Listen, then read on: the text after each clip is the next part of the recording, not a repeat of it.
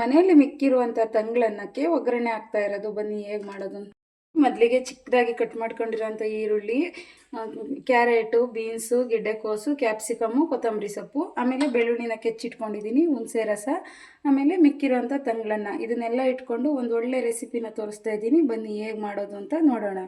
ಮೊದಲಿಗೆ ಒಂದು ಪ್ಯಾನ್ನ ಇಟ್ಬಿಟ್ಟು 1-2 ಸ್ಪೂನ್ ಆಯಿಲ್ನ ಹಾಕ್ತಾಯಿದ್ದೀನಿ.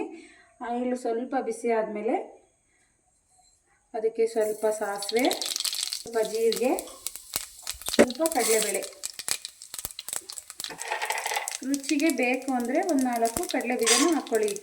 ನೆಕ್ಸ್ಟು ಗೆಜ್ಜಿಟ್ಕೊಂಡಿರೋ ಅಂಥ ಬೆಳ್ಳುಳ್ಳಿನ ಹಾಕ್ತಾಯಿದ್ದೀನಿ. ಬೆಳ್ಳುಳ್ಳಿ ಸ್ವಲ್ಪ ಆದಮೇಲೆ ನೋಡಿ ಈರುಳ್ಳಿನ ಹಾಕ್ಕೊಳ್ಳಿ. ಸ್ವಲ್ಪ ಬ್ರೌನ್ ಕಲರ್ ಆದಮೇಲೆ ತೊಗೊಂಡಿರೋ ಅಂಥ ಎಲ್ಲ ತರಕಾರಿನೂ ಒಂದೊಂದಾಗಿ ಹಾಕ್ಕೊಳ್ಳಿ. ಫಸ್ಟು ಕ್ಯಾಪ್ಸಿಕಮ್ ಹಾಕ್ಕೊತಾ ಇದ್ದೀನಿ, ಆಮೇಲೆ ಗೆಡ್ಡೆಕೋಸು ಹಾಕ್ಕೊತಾ ಇದ್ದೀನಿ. ಇದು ನೀರು ಹಾಕ್ಕೋಬಾರ್ದು, ಬರೀ ಎಣ್ಣೆಲೇ ಫ್ರೈ ಆಗಬೇಕು. ಆಲ್ಮೋಸ್ಟ್ ಇದು ಫ್ರೈಡ್ ರೈಸ್ ಟೈಪೇ ಬರುತ್ತೆ. ತಂಗ್ಳನ್ನಕ್ಕೆ ಈ ಥರ ಮಾಡೋದ್ರಿಂದ ತುಂಬ ಚೆನ್ನಾಗಿ ಬರುತ್ತೆ. ಟೇಸ್ಟ್ ಅಂತೂ ಎಷ್ಟು ಚೆನ್ನಾಗಿರುತ್ತೆ ಅಂದರೆ ಅಲ್ಟಿಮೇಟ್ ಆಗಿರುತ್ತೆ. ಒಂದು ಸಲ ಮಾಡ್ಕೊಂಡು ತಿನ್ಬಿಟ್ಟು ನೋಡಿ, ಕ್ವಿಕ್ಕಾಗಿ ಆಗುತ್ತೆ. ಬ್ರೇಕ್ಫಾಸ್ಟ್ಗಂತೂ ಒಳ್ಳೆ ರೆಸಿಪಿ ಇದು. ಮಿಕ್ಕಿರೋ ಅಂಥ ತರಕಾರಿನ ಹಾಕ್ತಾಯಿದ್ದೀನಿ ನೋಡಿ. ಬೀನ್ಸು, ಕ್ಯಾರೆಟು, ಕೊತ್ತಂಬರಿ ಸೊಪ್ಪು ಎಲ್ಲ ಒಂದೇ ಸಲ ಹಾಕ್ಕೊಂಡು ಮಿಕ್ಸ್ ಮಾಡ್ಕೊಳ್ಳಿ. ಎಣ್ಣೆಲೆ ಎಲ್ಲ ನೀಟಾಗಿ ಫ್ರೈ ಆಗಬೇಕು ನೋಡಿ. ತರಕಾರಿನ ಇಷ್ಟು ಚಿಕ್ಕದಾಗಿ ಕಟ್ ಮಾಡ್ಕೋಬೇಕು, ಯಾಕಂದರೆ ಬರೀ ಎಣ್ಣೆಲೇ ಫ್ರೈ ಆಗಬೇಕು. ಇದನ್ನು ಮತ್ತೆ ನಾವು ಎಕ್ಸ್ಟ್ರಾ ಬೇಯಿಸ್ಕೊಳೋದಿಲ್ಲ. ಇಷ್ಟು ಚಿಕ್ಕದಾಗಿತ್ತು ಅಂತಂದರೆ ಎಣ್ಣೆಲೇ ಫ್ರೈ ಆಗಿ ಚೆನ್ನಾಗಿರುತ್ತೆ. ರುಚಿಗೆ ತಕ್ಕಷ್ಟು ಉಪ್ಪನ್ನ ಹಾಕ್ಕೊಳ್ಳಿ, ಸ್ವಲ್ಪ ಅರಿಶಿನ ಹಾಕ್ಕೊಳ್ಳಿ, ಎಲ್ಲ ಹಾಕ್ಕೊಳ್ಳಿ ನೋಡಿ. ಸ್ವಲ್ಪ ಚಾಟ್ ಮಸಾಲ ಹಾಕ್ತಾಯಿದ್ದೀನಿ ನಾನು, ಸ್ವಲ್ಪ ಚಾಟ್ ಮಸಾಲ, ಸ್ವಲ್ಪ ಗರಂ ಮಸಾಲ, ಖಾರಕ್ಕೆ ಸ್ವಲ್ಪ ಅಚ್ಚ ಪುಡಿ. ನೀಟಾಗಿ ಮಿಕ್ಸ್ ಮಾಡ್ಕೊಳ್ಳಿ. ಮೇಯ್ನ್ ಅಂದರೆ ಹುಣಸೆ ರಸ ಹಾಕ್ತಾ ಇರೋದೇ ಸ್ಪೆಷಲ್ಲು. ಯಾಕಂದರೆ ಎಲ್ಲರೂ ಇದಕ್ಕೆ ನಿಂಬೆ ರಸ ಹಾಕ್ತಾರೆ, ನಿಂಬೆಹಣ್ಣು. ನಾನು ಹುಣಸೆಹಣ್ಣು ಹಾಕ್ತಾಯಿದ್ದೀನಿ. ತಂಗ್ಳನ್ನಕ್ಕೆ ಯಾವತ್ತೂ ಹುಣಸೆಹಣ್ಣಿನ ರಸ ಹಾಕ್ಬಿಟ್ಟು ಮಾಡಿ ನೋಡಿ ಒಗ್ಗರಣೆನ, ಎಷ್ಟು ಚೆನ್ನಾಗಿರುತ್ತೆ ಅಂತ. ಈ ಟೈಪ್ ಒಂದು ಸಲ ಮಾಡಿ ನೋಡಿ. ಹುಣಸೆ ರಸನ ತೊಗೊಂಡಿದ್ದೀನಿ, ಸ್ವಲ್ಪ ಹುಣಸೆ ರಸನ ಹಾಕ್ತಾಯಿದ್ದೀನಿ. ಹುಣಸೆ ರಸ ಹಾಕ್ಬಿಟ್ಟು ಚೆನ್ನಾಗಿ ಮಿಕ್ಸ್ ಕೊಡಿ.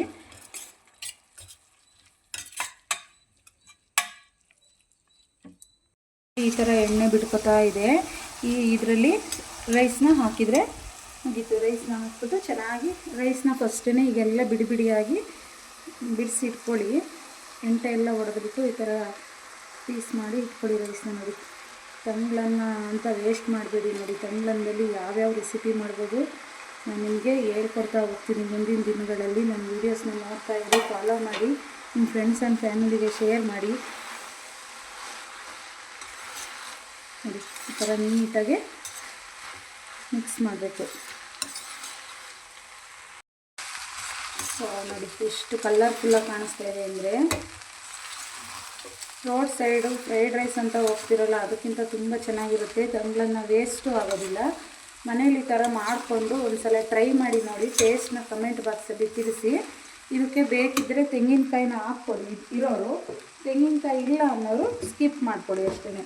ನಮ್ಮ ಮನೇಲಿ ತೆಂಗಿನಕಾಯಿ ಇರೋದ್ರಿಂದ ಸ್ವಲ್ಪ ಮೇಲ್ಗಡೆ ತೆಂಗಿನಕಾಯಿನ ಉದುರಿಸ್ತಾ ಇದ್ದೀನಿ ಅಷ್ಟೇ, ಟೇಸ್ಟ್ಗೆ ಅಂತಲೇ. ತುಂಬ ಚೆನ್ನಾಗಿರುತ್ತೆ ತೆಂಗಿನಕಾಯಿ ಹಾಕೋದ್ರಿಂದ. ತೆಂಗಿನಕಾಯಿ ಹಾಕಿದ್ಮೇಲೆ ಒಂದು ಮಿಕ್ಸ್ ಕೊಟ್ಬಿಟ್ರೆ ಸೂಪರಾಗಿರುತ್ತೆ. ಫ್ರೈಡ್ ರೈಸ್ ಅನ್ಬೋದು, ತರಕಾರಿ ಅನ್ನ ಅನ್ಬೋದು, ಒಗ್ಗರಣೆ ಅನ್ನ ಅನ್ಬೋದು. ಮಿಕ್ಕಿರೋ ಅನ್ನದಲ್ಲಿ ಈ ಥರ ರೆಸಿಪಿಗಳನ್ನ ಮಾಡ್ಕೊಂಡು ತಿಂದರೆ ತುಂಬ ಚೆನ್ನಾಗಿರುತ್ತೆ, ವೇಸ್ಟು ಆಗೋದಿಲ್ಲ. ನೋಡಿ ರೆಡಿ ಅಂತೂ ಆಯಿತು. ಟೇಸ್ಟ್ ನೋಡೋಣ ಬನ್ನಿ. ನೋಡಿ ಎಷ್ಟು ಚೆನ್ನಾಗಿ ಬಂದಿದೆ ಅಂದರೆ ನೋಡಿದ್ರೆ ತಿನ್ನಬೇಕು ಅನಿಸುತ್ತೆ. ಸೂಪರಾಗಿ ಬಂದಿದೆ ಫ್ರೈಡ್ ರೈಸು. ಮಿಕ್ಕಿರೋ ಅನ್ನದಲ್ಲಿ ಈ ಥರ ಮಾಡಿಕೊಂಡು ಟೇಸ್ಟ್ ಮಾಡಿ ನೋಡಿ ಹೇಗಿರುತ್ತೆ ಅಂತ. ನನಗಂತೂ ತುಂಬ ಚೆನ್ನಾಗಿ ಬಂದಿದೆ. ಟೇಸ್ಟ್ ನೋಡೋಣ ಇದು ಹೇಗೆ ಬಂದಿದೆ ಅಂತ.